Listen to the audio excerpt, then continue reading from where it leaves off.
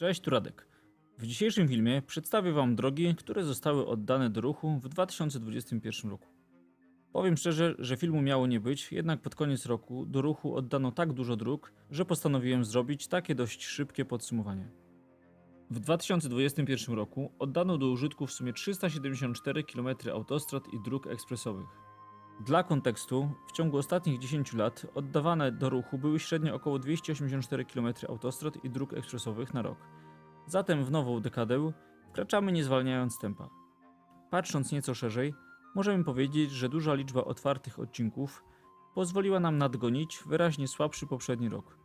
W sumie w 2019, 2020 i 2021 roku nasza sieć wydłużyła się bowiem o 900 km, co daje średnią 300 km na rok.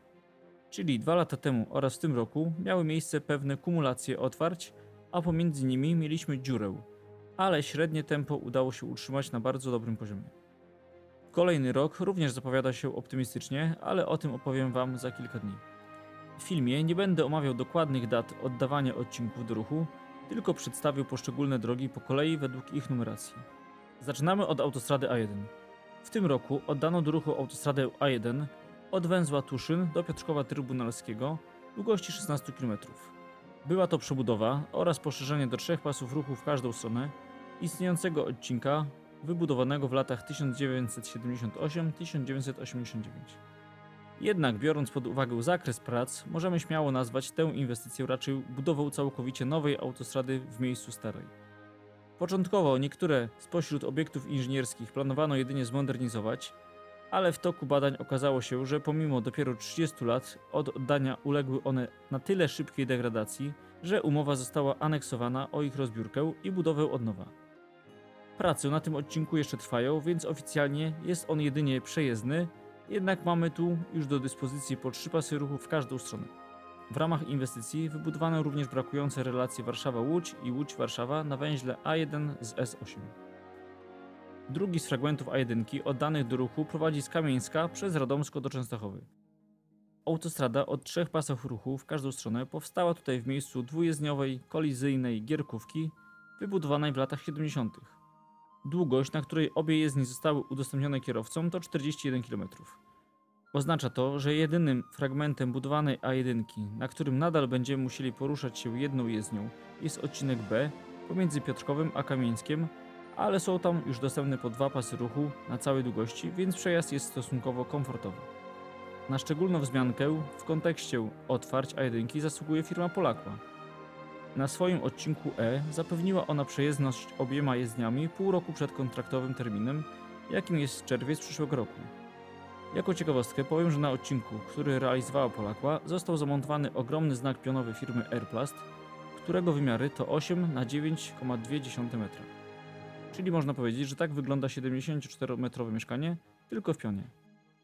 Również w tym roku oddano drugą jezdnię drogi ekspresowej S1 z Pyrzowic, gdzie S1 łączył się z autostradą A1 do Podwarpia. Długość to prawie 10 km. Całe szczęście, że kierowcy mają już do dyspozycji pełny profil, ponieważ na jednojezdniowej S1 dochodziło do wielu bardzo poważnych wypadków i była ona często nazywana drogą śmierci. Pod koniec roku oddano 4,6 km drogi ekspresowej S2 od węzła Warszawa-Puławska do węzła Warszawa-Wilanów. W ciągu oddanego odcinka znajduje się najdłuższy jak na razie tunel w Polsce pod Ursynowem długości 2 km i 300 metrów.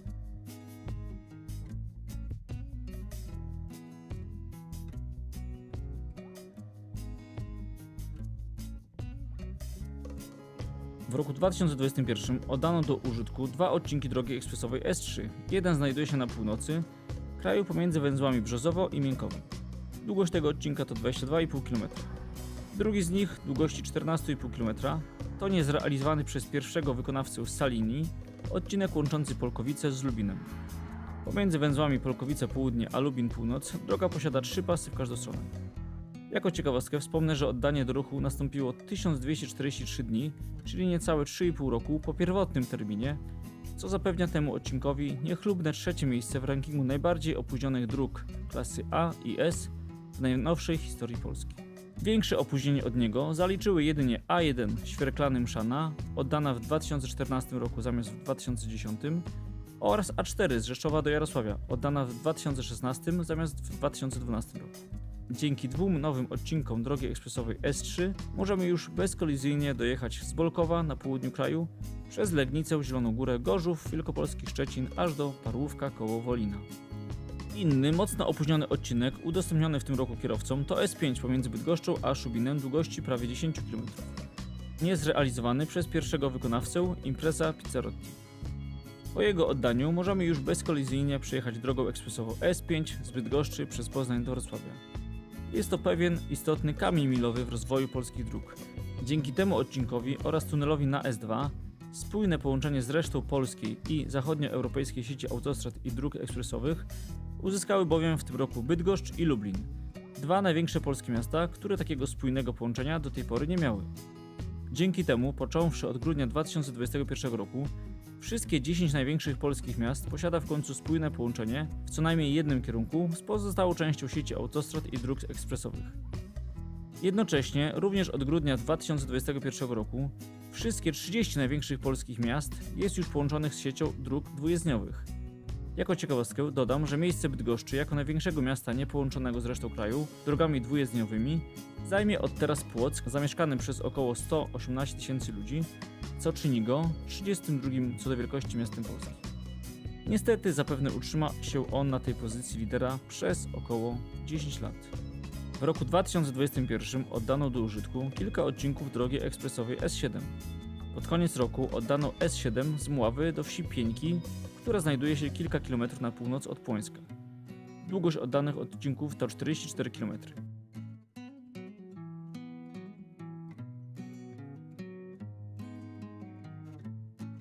Drugim z oddanych odcinków drogi S7 było 14 km od wsi Szczepanowice koło Miechowa do wsi Widoma koło Słomnik. Ciekawostka. Jest to jeden z odcinków w Polsce, który najszybciej przeszedł pełen cykl prac przygotowawczych i realizacji. O etapach tego cyklu opowiadałem w filmie, który wyświetla się w prawym górnym rogu. Choć we wcześniejszych latach wykonano już pewne prace koncepcyjne, to pierwszy etap konkretnych prac przygotowawczych, czyli STS, rozpoczęto dopiero we wrześniu 2013 roku. Prace przygotowawcze zakończyły się w marcu 2017, 10 miesięcy później podpisano umowę, a w październiku 2021 roku droga została oddana do użytku. Od rozpoczęcia prac nad STS do puszczenia ruchu minęło więc jedynie 8 lat i 1 miesiąc. Nie wiem, czy nie jest to nawet rekord.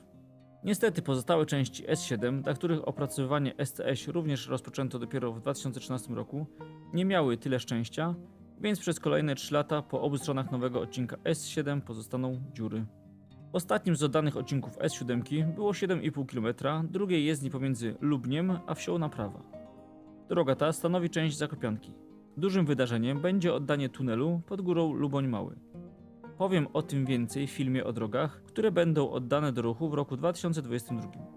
Film pojawi się na moim kanale za kilka dni.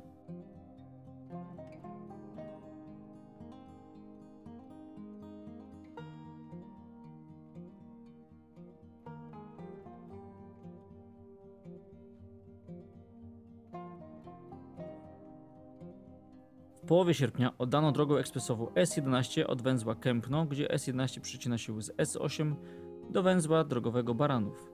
5 km S11 ma przekrój dwóch jezdni o dwóch pasach ruchu, natomiast 3,2 km ma niestety przekrój jednej jezdni o dwóch pasach ruchu. Na drugą jezdnię została jedynie pozostawiona rezerwa.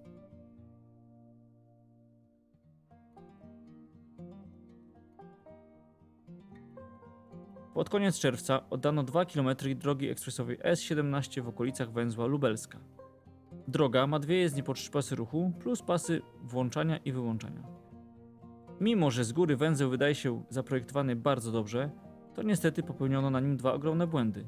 Największy ruch na tym węźle będzie prowadził z S2 od strony Warszawy w kierunku S17 w stronę Lublina i odwrotnie.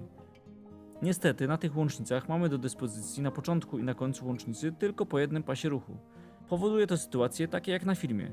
Aut chcących skręcić z S2 w kierunku S17 jest tak dużo, że stoją one w korku, żeby zjechać na S17 i dodatkowo zajmują pasy na S2. Jeśli generalna dyrekcja nie wykona dwóch pasów do skrętu z S2 w S17 na całej długości oraz dwóch z S17 w stronę S2, To w każdy piątek oraz przed świętami w tym miejscu będzie się korkowało i to bardzo. Nie rozumiem, kto wykonuje analizy ruchu podczas projektowania węzłów i jak można było nie przewidzieć, że samochody nie zmieszczą się na jednym pasie ruchu.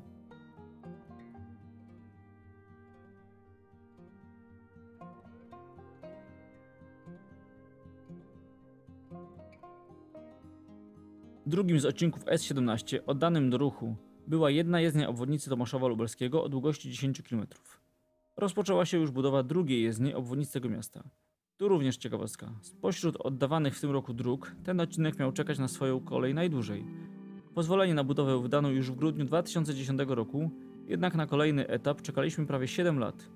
Umowa na realizację pierwszej jezdni w trybie optymalizuj i buduj została podpisana w listopadzie 2017 roku, a oddanie do ruchu miało miejsce 4 lata później.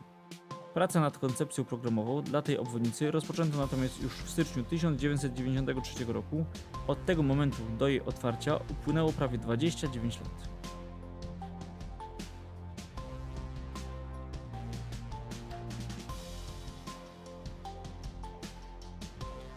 W roku 2021 oddano w sumie aż 100 km drogi S19 zwanej Via Carpatia pomiędzy Lublinem a Rzeszowem. Łącznie jest to 10 odcinków, które na chwilę obecną tworzą 3 oddzielne segmenty. Pierwszy z nich prowadzi od węzła Lublin-Węglin do wsi Niedrzwica Duża i jest kontynuacją zbudowanej kilka lat temu obwodnicy Lublina. 5 odcinków znajduje się pomiędzy Kraśnikiem a wsią Zdziary na północ od Nicka.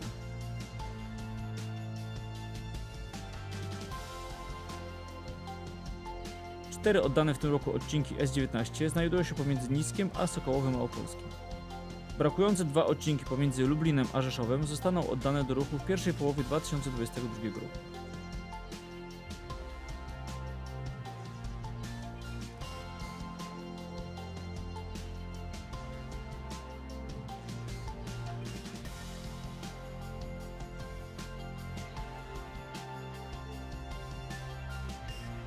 W 2021 roku oddano również 4 odcinki drogi ekspresowej S61. Pierwszy z nich to 17 km od węzła Śniadowo na północ od Ostrowi Mazowieckiej do Łomży. Na razie droga ta nie jest połączona z innymi odcinkami drogi S61 i realny zysk z tego otwarcia będziemy niestety mogli odczuć dopiero za pewien czas. 2 pozostałe odcinki znajdują się na północ od Łomży. Jest to 35,5 km od węzła Kolno koło Piątnicy przez Stawiski do Szczuczyna. W ramach tej inwestycji wybudowana została też druga jezdnia obwodnicy Stawisk, zaś pierwsza jezdnia została poszerzona o pas awaryjny. Jest to jedno z nielicznych miejsc w Polsce, gdzie jadąc w przeciwnych kierunkach mamy okazję korzystać z innych typów nawierzchni. Stara jezdnia jest bitumiczna, zaś nowa, tak jak sąsiednie wybudowane odcinki, z betonu cementowego. Ostatni oddany fragment to odcinek Wysokie Raczki o długości 20 km. Na jego przedłużenie będziemy musieli wprawdzie poczekać do przyszłego roku, ale już samo jego otwarcie jest bardzo przydatne, bo S61 prowadzi w tym rejonie korytarzem, wzdłuż którego nie było dotąd żadnych dróg sensownej jakości. Poprawa połączenia pomiędzy leżącymi blisko siebie, lecz do tej pory zaskakująco źle skomunikowanymi Suwałkami i Ełkiem, będzie ogromna. Trasa przez Ełk zapewne stanie się teraz również jedną z alternatywnych możliwości przejazdu pomiędzy Warszawą a państwami bałtyckimi. W ten sposób dotarliśmy do końca. W podsumowaniu nie uwzględniłem odcinków, które w tym roku zostały ukończone, ale już w 2020 roku były oddawane na zasadzie przejezdności. Zainteresowane nimi osoby odsyłam do zeszłorocznego zestawienia, link w prawym górnym rogu. Przy okazji warto wspomnieć, że w 2021 roku podpisano umowy na realizację 367 km nowych odcinków autostrad i dróg ekspresowych, nie licząc umów na dokończenie przerwanych kontraktów. Czyli rozpoczętych zostało niemal dokładnie tyle samo nowych inwestycji, ile w tym czasie ukończono. Sytuacja taka jest pożądana z punktu widzenia branży budowlanej. Dziękuję za uwagę. Jeśli spodobał Ci się mój film, zasubskrybuj mój kanał, daj łapkę w górę oraz napisz komentarz, co Ci się podobało lub nie. Dzięki.